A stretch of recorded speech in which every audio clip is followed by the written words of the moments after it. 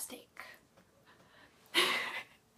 Thinking about online blended education in my life is a 13-year adventure. Yep, 13 years. I spent 9 years at an amazing virtual school and 4 years at my favorite place ever, PGA.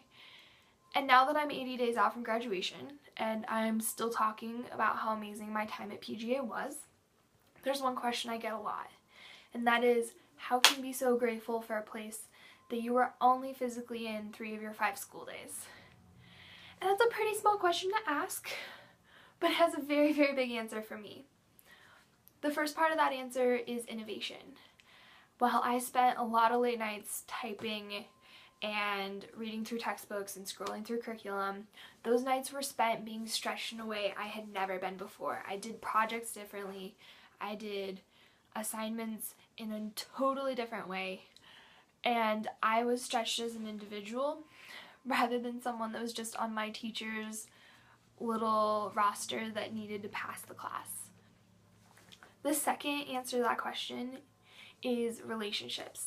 I think there's a common stereotype, and anyone that's been in a blended online education situation has been asked, what about your friends? And yeah, my friends at PGA and my relationships at PGA are some of my favorite ones and the ones I treasure the most, and I was so sad to leave at graduation. But I also formed an amazing other relationship while I was at PGA, and that was a relationship with my learning. I think it's common and easy to read through our textbooks and submit the assignment to the rubric and then hope that it gets the grade we need to pass or to raise our GPA, and then maybe get our diploma in a year.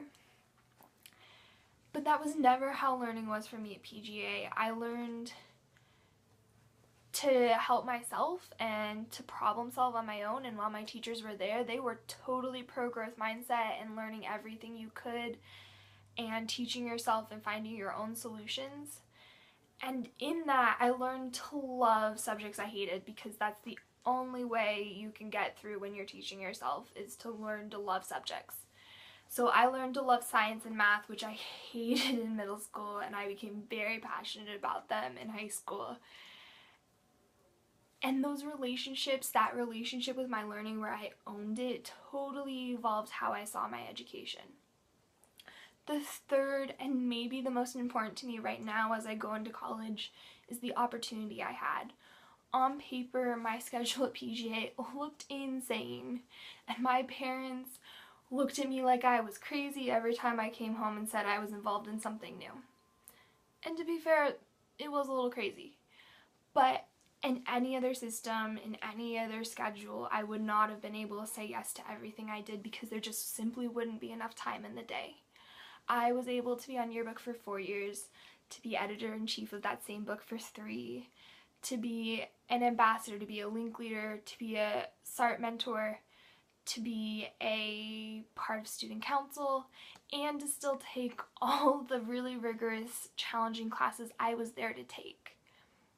And that is an opportunity that I am so grateful for now, because it really opened my eyes to what I wanted to do and what I was interested in, and really opened my eyes to how interested I was in science and how much I loved communications and the education system. So this fall, I'll be heading to Ames Community College to pursue an Associate of Science degree with a focus in liberal arts.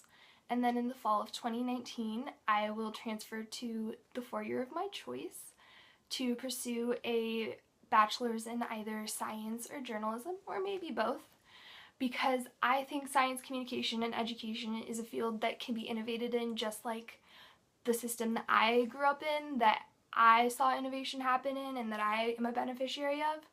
And I really want to see innovation happen in